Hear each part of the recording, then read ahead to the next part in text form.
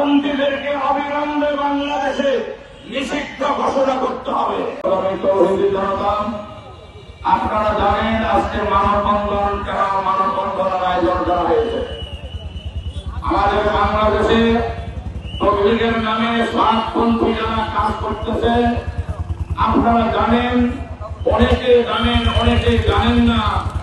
তবলিগের মধ্যে বিভক্তি হওয়ার পিছনে যত কারণ রয়েছে, এরা আসলে কোন অরিজিনাল তবলিগী ছিল না।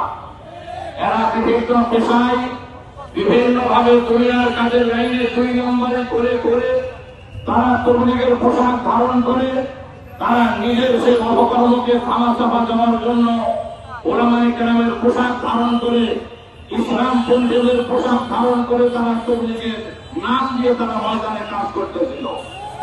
তারা তবলিগের কাজ করে বটে ইসলামের মর্যাদা, ইসলামের গুরুত্ব, ইসলামের ভালোবাসা, ওলামায়ে কেরামের মর্যাদা, ওলামায়ে কেরামের ভালোবাসা এটা তাদের অন্তরের মধ্যে ছিল না। আল্লাহ রাব্বুল আলামিন সেটাকে পরিষ্কার করে তারা অরিজিনাল তবলিগ থেকে তাদেরকে আলাদা করে দিয়েছে। তারা আসলেই তাদের কার্যক্রমে পরিষ্কার হয়েছে। তারা কোন ইসলামের কাজ করে না, তারা হলো সন্ত্রাসী গ্রুপ, তারা উগ্রবাদী, তারা ভারতের এজেন্ট হিসাবে আমাদের বাংলাদেশের অস্থিরতা করার জন্য, এই দেশে অরাজকতা সৃষ্টি করার জন্য, এই দেশের শান্তি বিনষ্ট করে দেওয়ার জন্য, গত ফ্যাসিবাদী সরকারের চক্রান্ত বাস্তবায়ন করার জন্য তারা এই দেশের মধ্যে কাজ চালায় যাচ্ছে। তাদের অভিযান, তাদের কর্মসূচি এই দেশের শান্তির পরিবেশকে ধূলিসাৎ করে দেওয়া। এটা ওলামায়ে কেরাম বক্তব্য দিয়েছেন, আপনারা সকলেই সেই বক্তব্যের মাধ্যমে বুঝতে পেরেছেন। এরা ভারতের এজেন্টের উত্তরসূরি হিসাবে কাজ চালায় যাচ্ছে, এজেন্ট হিসাবে তারা কাজ করতেছে। গত স্বৈরাচারী সরকারের যে সমস্ত লোক এখনো খাপটিমানের বাংলার জমিনের মধ্যে আছে, তারা তাদের ঘাড়ে সওয়ার হয়ে এই দেশের শান্তিকে বিনষ্ট করে দেওয়ার জন্য তারা অভিযান চালাচ্ছে।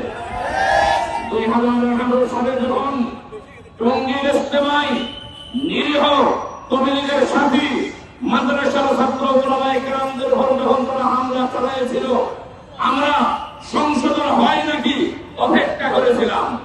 প্রশাসনের দিকে তাকিয়েছিলাম যে তাদের কোনো বিচার করা হয় নাকি। যেহেতু সেই সময়ের যে সরকার ছিল, এই সরকারই তাদেরকে নিভিয়ে দিয়েছিল, ওই সরকারের এজেন্ডাই তারা বাস্তবায়ন করেছিল। সেই সময় তাদের কোনো বিচার করা হয় নাই।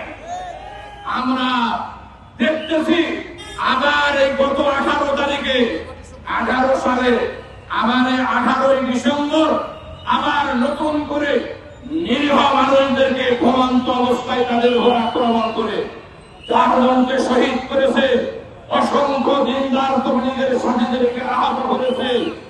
এখনো অসংখ্য মানুষ তারা হাসপাতালে আহত অবস্থায় চিকিৎসাধীন রয়েছে। আমরা এই বাংলাদেশের অন্তর্বর্তীকালীন সরকারকে জানাই দিতে চাই, আপনাদের যদি বিবেক থাকে, জ্ঞান থেকে আপনারা বুঝে নেন, এই দেশের শান্তিকে ধূলিসাৎ করে দেওয়ার জন্য, গত সরকারের চক্রান্ত বাস্তবায়ন করার জন্য, ভারতের চক্রান্ত বাস্তবায়ন করার জন্য এই সাতপন্থীরা বাংলার জমিনের মধ্যে কাজ চালায় যাচ্ছে। আমরা তাদের ষড়যন্ত্র আর বাস্তবায়ন হতে দিতে চাই না। আমরা পরিষ্কার বলতে চাই, সাতপন্থীদেরকে অবিলম্বে বাংলাদেশে নিষিদ্ধ ঘোষণা করতে হবে। এবং যারা গত 18 তারিখে তবলিগের নিরীহ সাথী দিনদার মুসলমানদেরকে হত্যা করেছে, আহত করেছে, এই চিহ্নিত ব্যক্তিগুলিকে আইনের আওতায় এনে গ্রেফতার করে তাদেরকে দৃষ্টান্তমূলক শাস্তির ব্যবস্থা করতে হবে। টাকরাইলে যারা ওই সাতপন্থীদের দায়িত্বশীল হিসাবে দায়িত্ব পালন করতেছে, বিশেষ করে কুষ্টিয়া জেলায় যারা সাতপন্থীদের নেতৃত্ব দিয়ে ওলামায়ে কেরামের পোশাক পরে তাদের ষড়যন্ত্র, তাদের কুচক্রী ষড়যন্ত্রকে থামাচাপা দেওয়ার জন্য মাথায় পাগড়ি বেঁধে ওলামায়ে কেরামের পোশাক পরে ময়দানের মধ্যে চলতেছে, যাদের নাম আগে ঘোষণা করা হয়েছে, এদেরকে চিহ্নিত করে আইনের আওতায় আনতে করতে হবে। কুষ্টিয়া থেকে গত 18 তারিখে টঙ্গীর ইস্তামায় হামলা করার জন্য যত মানুষ কুষ্টিয়া থেকে ঢাকাতে পাড়ি দিয়েছিল এদেরকে চিহ্নিত করে করে গ্রেফতার করে এদেরকে দৃষ্টান্তমূলক শাস্তির ব্যবস্থা করতে হবে। ওলামা পরিষদের আজকের এই ঘোষণা প্রশাসনের ভাইয়েরা যদি আমলে না নেন, কুষ্টিয়ার দায়িত্বশীল জেলা প্রশাসক এসপি মহোদয় সহ যারা দায়িত্বে আছেন, আমরা ওলামা পরিষদের আজকের এই মানববন্ধন থেকে পরিষ্কার জানাই দিতে চাই, আওয়ামী লীগ সরকার যেমন আমলে না নেওয়ার কারণে নতুন বিশৃঙ্খলা হয়েছে, কুষ্টিয়ার দায়িত্বশীল জেলা প্রশাসক এসপি মহোদয় সহ যারা কুষ্টিয়ার ঊর্ধ্বতন কর্মকর্তা রয়েছেন, আপনাদের কাছে আমরা আজকের এই মানববন্ধন কর্মসূচি থেকে পরিষ্কার জানাই দিতে চাই, সাতপন্থীদের ব্যাপারে যদি আপনারা পদক্ষেপ গ্রহণ না করেন, সামনে যে পরিস্থিতি আসবে এর জন্য দায়ী দায়িত্ব আপনাদেরকেই নিতে হবে। এর জন্য আপনারাই দায়ী থাকবেন। সেই সময় পরিবেশ পরিস্থিতি আপনাদের নিয়ন্ত্রণের বাহিরে গেল, আপনারা দায়ীর জন্য। আমরা চাই কুষ্টিয়াতে কোনো বিশৃঙ্খলা না হোক, আমরা কুষ্টিয়াতে কোনো অরাজকতা চাই না।